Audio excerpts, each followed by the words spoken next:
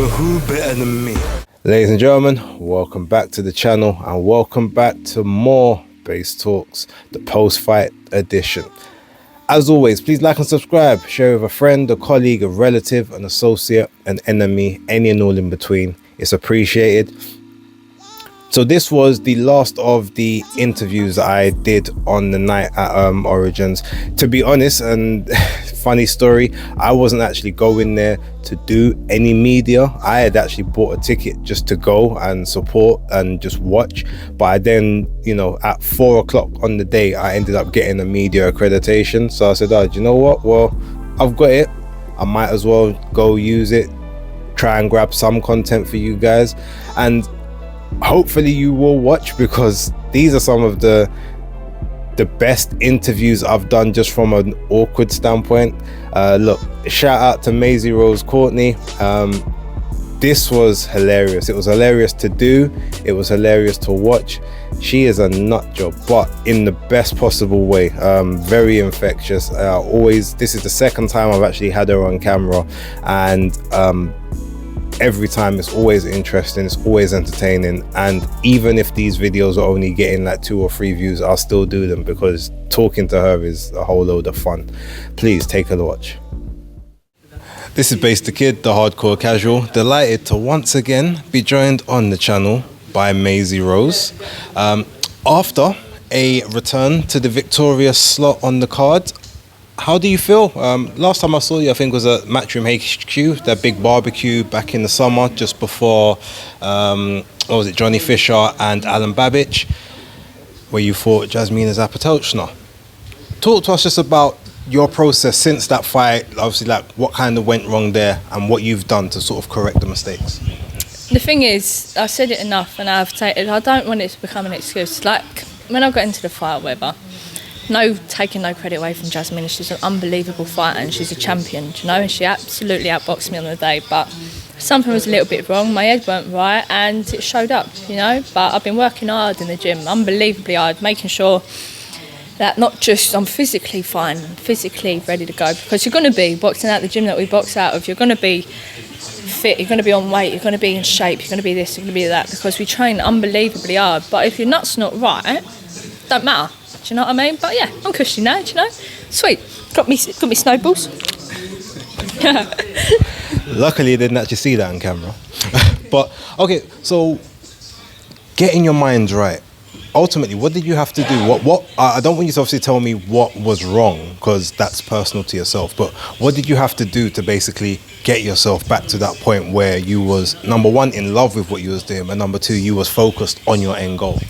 I'm very lucky to be in a team where we have like a mindset mentor. So Greg Meehan, Rise Mentor is his name. Rise Mentor, something like that. And he is unbelievable. You know, he talks you through things. You feel like you don't need to talk through them. You know, things that might annoy you. Like a bad day sparring, it can ruin your whole week if you don't talk about it properly. You know, and stuff like that. And personal things, blah, blah, blah. And go to him and talk about it. And then it takes away the pain and the hurt of it. Does that make sense? Because it's not the be all and end all. It doesn't matter at the end of the day. Do you know what I mean? And now I've started to gather that and get my head around it and be like, I absolutely love boxing. I love fighting. And I'm really, really thankful to be here. More than anything. Do you know what I mean? And yeah. No, I mean, love it. Brilliant. Look, one thing I want to ask you, and I guess we'll cut right down to it.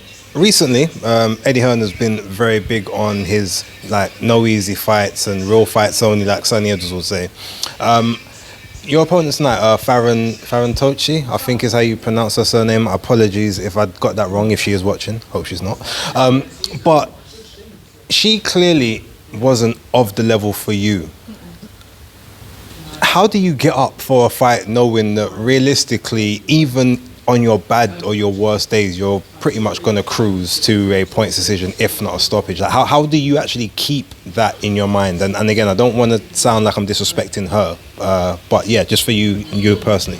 Do you know what? The thing is, especially with the people that I've boxed already, I've only ever boxed, I've had 8 fights now, and I've only ever boxed one girl on my debut who was considered a journeywoman. So tonight was another learning experience for me, which I'm going to take away from it, which is another journey woman who's going to get in there. She's going to survive. She knows how to survive because this is her livelihood. She knows how to get food around. She knows how to not get stopped. She knows how to hold, when to hold and stuff like that. And I've never really had that experience in my pro career. You know, I went from the journey woman, like I said at the start, to a winning fighter, to someone that's lost once, to this, to that, to stepping up, to fighting people that are winning records all the way throughout until I boxed Jasmina, who also had a winning record, you know. And I never really had a chance to learn and to grow in my pro career.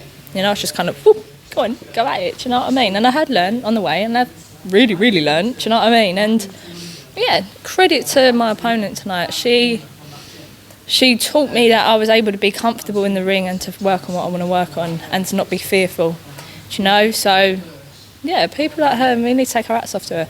And the thing is with records in boxing, especially she's had what, 118 losses now, it hurt me a little bit. I ain't gonna lie, it hurt me a little bit. But listen, she's getting in the ring and she's a person that wants to fight me and she wants to take my head off. That's all I need to care about. Do you know what I mean? It doesn't matter how many times she lost, how many times she's won. I got the win in it, so that's what matters. With regard to the fight itself, it looked like you was in there working on some things. It looked like maybe you were, we don't want to say showboating or taking it lightly, but you were trying some things, you looked comfortable. There was a very, hands were down quite a bit. I've not seen you with your hands down that much in fights before. Is that something that you've been working on, or did you just feel comfortable because it was her? No, I don't know. I don't know why I was doing that, if I'm honest. But no, do you know what it is? Where she was smaller, all her shots were coming like a slap. So I was able to see them coming. Do you know what I mean? And I was trying to draw her onto a shot because I wanted her to throw straight. So I was able to come in. But nothing was coming. So I was trying to entice her in. Do you know what I mean? I was trying to be like, throw something. Because when I was here, that's when she'd come around the side because that's when I was close enough. But nothing was coming straight. And I was like, because when she throws straight, I can slip a little uppercut underneath. And that's what I wanted to land. But she wasn't doing it. So I put my hands down, give her a little bit of thingy. She then put her hands down and stuck her tongue out at me and all that. Do you know what I mean? Give me a smile. But you can only see me smiling back and I feel really awful about it. But yeah, no, it was fun. Do you know? I love a little bit of a smile war. So look, we've got this one out of the way. It was what it was. It's a chance for you to get back in the ring. It's a chance for you to, I guess, gel with Mr. John Ryder, legendary John Ryder himself. Obviously, you, him, Tony Sims, all within the same group. But is he now going to kind of be your chief person in the corner, or is it still sort of Tony with him filling in if Tony's unavailable? How's all of that going to work? Yeah, so this camp I work solely with John Ryder, of course with the help of Tony, always. And yeah, it's good, you know, because my brain's a bit I'm very one person, I can't really do too much at once, do you know what I mean? Not to sound mental, but that's the truth of it. And I feel like John and I get on like that because we both understand each other. And the thing is with John, he's been through the highs and the lows of boxing. He's been robbed, he's been stopped, he's boxed Canelo, he's been dropped by promoters, picked up by promoters, do you know what I mean? And to have someone like that who looks after you and cares for you, it's amazing. Not saying that Tony don't. Tony always has. But it's like a little project we're working on, you know, me and John. And tonight was the first night he ever cornered someone that was his fighter. He was shaking in the corner. I had to say to him, you need to calm down a little bit. I should be nervous, not you, John. Do you know what I mean? But that's what it means to him. And to see that, it means the world to me, you know. Well, look, it looks like it means the world to both of you. I did see him in the corner. He did look like he was really up for this. So, look, moving forward, like I said, we've got this one out of the way.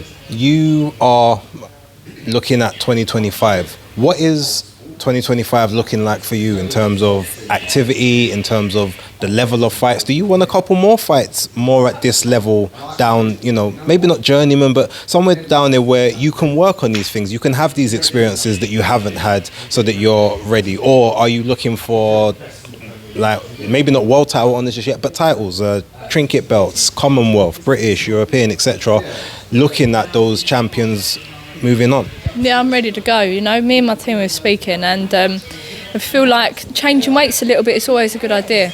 I'm making weight unbelievably easy at 112 pounds, so we might go down to 109, and whoever's at 109 can absolutely fucking have it.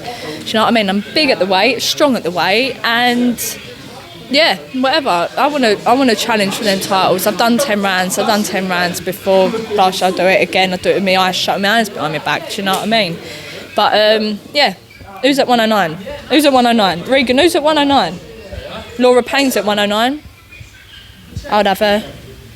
And this ain't me calling her out, because I've asked her to fight me before and she told me she didn't want it. But anyways, if she wants to fight me for the Commonwealth at 109, because I know her opponent pulled out. Is that right, wasn't it? Yeah. Her opponent, she was supposed to fight for the Commonwealth at 109 and it got cancelled. Yeah. MAISEY Rose would love that fight at 109. Laura Payne, thank you. Brilliant. Well, it was 108. Whatever it be. well, look, you're currently at 112, right? Yeah. Obviously, at the minute, 112, all roads lead to Gabriela Fundora, and that's a very, very hard task for anyone. I mean, are you like, I know that you don't look past any opponent, but are you looking up there and trying to figure out, okay, almost like game planning from now, the same way that Alexander Usyk was game planning for Anthony Joshua and Tyson Fury, even while he was a cruiserweight?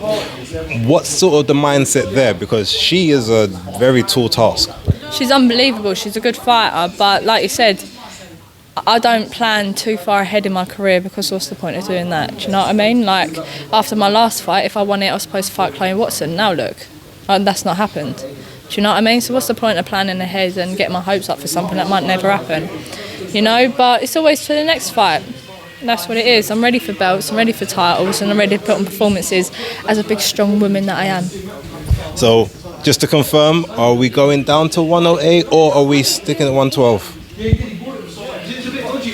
See what I weigh in on the day. All right.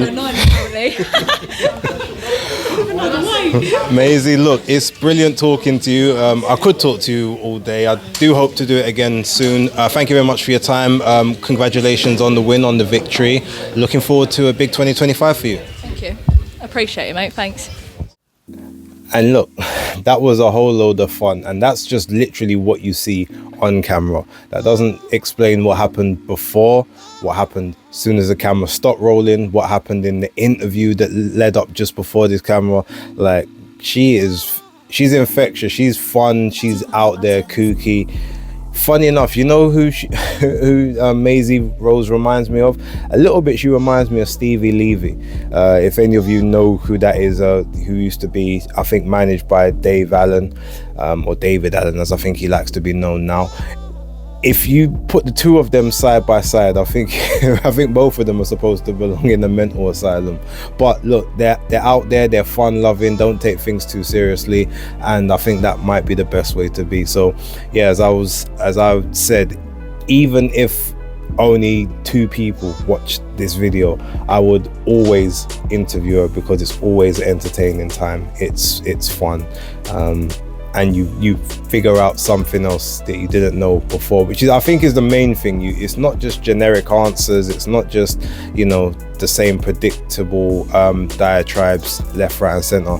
You just randomly start talking about stuff that's got nothing to do with what you were talking about before, but somehow it then segues itself back to where you need to be. So it's just a fun time.